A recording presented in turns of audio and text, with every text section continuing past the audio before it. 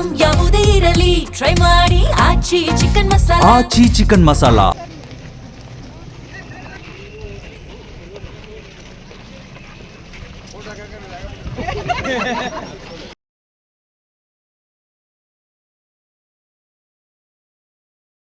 ನಾನು ಈಗಾಗಲೇ ಮತದಾನ ಮಾಡಿ ಬಂದಿದ್ದೇನೆ.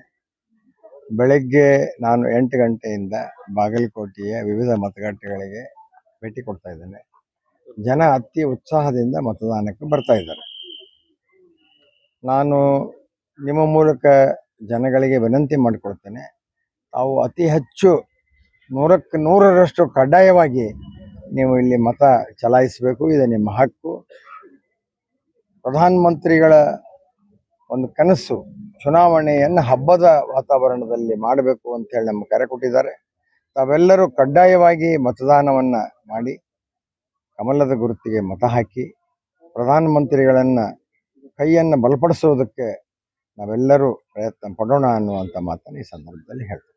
ಸರ್, ಈ ಜಿಲ್ಲೆಯ ಅಲ್ಲದವರು ಈ ವೋಟಿಂಗ್ ಪ್ರಿಮೈಸಸ್ ಹತ್ರ ಇರ್ತಕ್ಕಂಥದ್ದು ಇದು ಪ್ರಚೋದನೆ ಆಗುತ್ತೆ. ಇದನ್ನು ನಾನು SP ಅವ್ರಿಗೆ ಹೇಳಿದ್ದೀನಿ, ಈ ಪೋಲಿಂಗ್ ಬೂತ್ ಹತ್ರ ನಿಂತು ಮಾತನಾಡಿಸೋದು ಅದು ಒಳ್ಳೆಯದಲ್ಲ, ಇವ್ರನ್ನೆಲ್ಲ ಹೊರಗಡೆ ಕಳಿಸಿ ಅಂತ ಹೇಳಿದ್ದೀನಿ. ಅವರು ಕೂಡ ಪ್ರಯತ್ನ ಮಾಡ್ತಾ ಇದ್ದಾರೆ.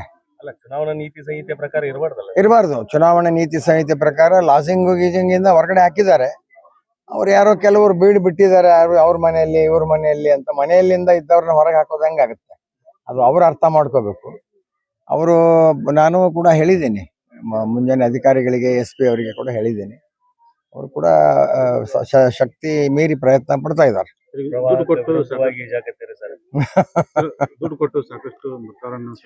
ದುಡ್ಡು ತಗೊಂಡು ಕೂಡ ನಾನು ಅನೇಕ ಮತಕ್ಷೇತ್ರಗಳಲ್ಲಿ ನೋಡಿದ್ದೇನೆ.